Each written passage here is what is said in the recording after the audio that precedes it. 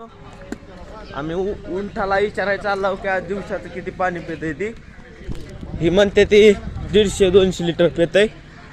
बघू आपण त्यांना विचारून दिवसाचं किती लिटर पाणी पिते ती. चला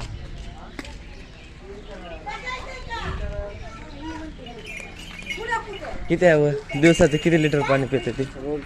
हा किती पिते? 2 बकेट. 2 बकेट म्हणजे अंदाज किती लिटर? अंदाज लिटर किती?